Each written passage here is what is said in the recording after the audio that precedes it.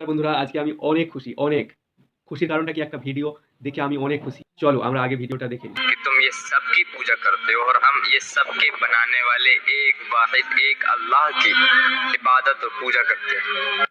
যাই হোক, অন্ততপক্ষে একজন মুসলিম ভাই স্বীকার করেছে যে তারা পুজো করে, অন্যান্য সবাই বলেছে তারা পুজো করে না। আমি অনেক খুশি, অসংখ্য ধন্যবাদ।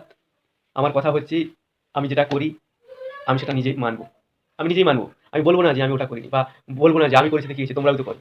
এটা কিন্তু ঠিক নয়। আমার দোষ, আমি যদি দোষ করে থাকি বা ভালো কাজ করে থাকি আমি বলবো যে হ্যাঁ আমি করেছি, এতে কোনো অসুবিধা নেই। কিন্তু পূজা করি না, তোমরা পুজো করো। আমাদের জল বানিয়েছে, পাহাড় বানিয়েছে, পর্বত বানিয়েছে, নদী বানিয়েছে, নালা বানিয়েছে, পশু পাখি গাছপালা সব বানিয়েছে আমরা সৃষ্টিকর্তা, তাকে পুজো করি। তো হিন্দুরা জলকে পুজো করে। ব্যাপারটা হচ্ছে যে যে বানিয়েছে যতটা সম্মান তাকেও দিতে হয়, তার থেকে বেশি সম্মান দিতে হয় তার বানানো জিনিসগুলো। আপনি তাকে কতটা ভালোবাসেন, তার বানানো জিনিসকে ভালোবেসে, তার বানানো জিনিসকে সম্মান করে, তারপর কিন্তু বোঝা যায় যে আপনি তাকে কতটা সম্মান করেন। আপনি তার জিনিসটাই কতটা সম্মান দিচ্ছেন, সেটা বড় কথা। ধরুন আপনি কাউকে নিমন্ত্রণ করলেন, একজনকে নিমন্ত্রণ করলেন, তার সাথে আরও ৫ জন এলো। সেই ৫ জনকে কি আপনি সেবা দিতে পারবেন না বা সেবা দেবেন না যে আপনি যাকেই নিমন্ত্রণ দিয়েছেন তাকেই দেবেন, তাকে ছাড়া আর কাউকে দেবেন না? এটা কোনো লজিক হলো? শুধু হিন্দুদের নয়, আমার মনে হয় আমার মুসলিম যে ভাইরা রয়েছে তাদের বাড়িতে যদি কেউ যায়, একজন নিমন্ত্রণ দিলে তার সাথে সাথে যদি কেউ যায়, আরও ৫ জন, ১০ জন, ২৫ জন যদি যায়, তাদেরকে সেবা দেওয়ার মতো যোগ্যতা তাদের আছে বা তারা সেবা দিতে পারে বা দেয়। তো এমনটা নয় যে আপনি যাকে নিমন্ত্রণ দিয়েছেন শুধু তাকেই সেবা দেবেন আর কাউকে দিবেন না। তাকে যতটা সম্মান দেবেন তার বানানো জিনিসটাকে তার থেকে আরও বেশি সম্মান দিতে হবে।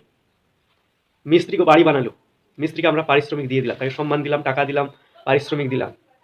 তা বলে আমাদের যে বাড়িটা যে বানিয়ে দিয়েছি সেটাকে আমরা সম্মান দেবো না, সুরক্ষিত রাখবো না? সেটাকে আমরা ভেঙে দেবো, সেটাকে আমরা ক্ষতি করবো, নষ্ট করবো? এটা হয়? আমরা যে বানিয়েছে তার থেকেও, যেটা বানিয়েছি আমরা তাকে বেশি সুরক্ষিত রাখি। বাড়ি বানিয়ে চলে গেলে কেউ বাড়িটা ভেঙে দেয় না, বাড়িটা সযত্ন করে রাখে, আরও ভালো করে রাখে, যাতে সে বাড়িটা আরও ভালো থাকে। আপনি যে কোনো লজিক দিয়ে বলুন না কেন, আপনি আপনি এক কথা বলবেন, আমি এক কথা বলবো, আবার আপনি এক কথা বলবেন, আবার আমি এক কথা বলবো। এটাতে কি হবে? উত্তপ্ত সৃষ্টি হবে, এছাড়া আর কিছু নয়। কিন্তু শেষ মুহূর্তে আপনাকে মানতেই হবে যেটা ঠিক, এটা ভুল। কমেন্ট বক্সে আমি এই লিঙ্কটা দিয়ে দেবো, পুরো ভিডিওটা দেখে নেবেন। ধন্যবাদ।